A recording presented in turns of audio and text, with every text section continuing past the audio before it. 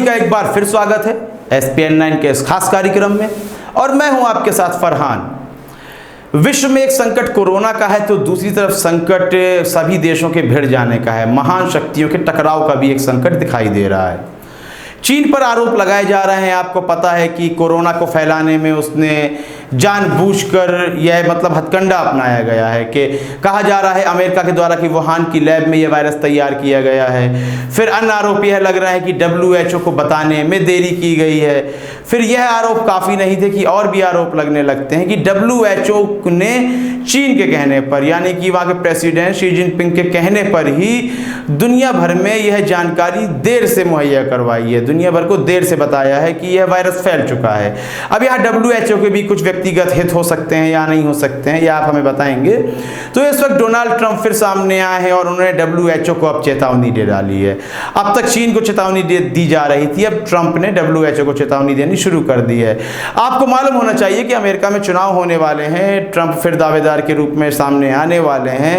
तो इसके लिए कहीं ना कहीं ऐसे प्रमोशन की तरह, एक विज्ञापन की तरह इन बातों को पेश किया जा रहा है कि हम यह कर देंगे, हम चीन से लड़ जाएंगे। चीन के साथ जो संधि थी पैसों को लेकर वह भी डोनाल्ड ट्रंप ने ख़त्म कर दी है, समाप्त कर दी है। तो इस वक्त WHO के डायरेक्टर हैं डॉक्टर टेड्रोस अधनोम घेब्रेयेसस, तो इनके ऊपर आरोप ही आ रहा था। जो मुख्य आरोप था इनके ऊपर ही था कि आपने बताने से देरी की है। तो अब डोनाल्ड ट्रंप ने चेता दिया है, एक चेतावनी दे दी है और कहा है कि 30 दिनों के भीतर यदि आप चीन में जांच नहीं करते हैं, जांच जारी नहीं करते हैं, तो आपको इसका यह नुकसान उठाना होगा कि जो फंड WHO को अमेरिका द्वारा दिया जाता है तो यह फंड रोक लिया जाएगा। यह डोनाल्ड ट्रंप का कहना है। ये बहुत बड़ी धमकी है। अभी देखिए पुख्ता जानकारियां नहीं है और धमकियों का सिलसिला देखिए जारी है बिल्कुल कि आप सोच लें हम ऐसा कर देंगे। यही डोनाल्ड ट्रंप ने अभी कुछ समय पहले दवाइयों को लेकर प्रधानमंत्री मोदी से भी कहा था, यदि आप हमें दवाइयों की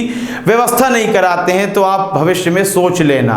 तो डोनाल्ड ट्रंप इस वक्त धमकियों का दौर जारी रखे हुए हैं और WHO भी निशाने पर है।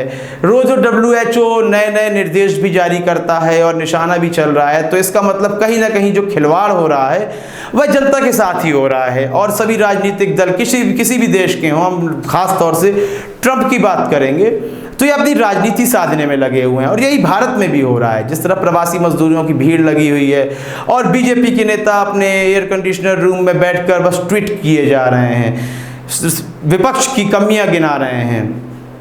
तो इस संबंध में आप अपनी राय देना बिल्कुल भी ना भूलें। कार्यक्रम को लाइक करें, ज़्यादा से ज़्यादा शेयर करें और चैनल को सब्सक्राइब अवश्य कर दें। तब तक के लिए इजाज़त दीजिए। धन्यवाद।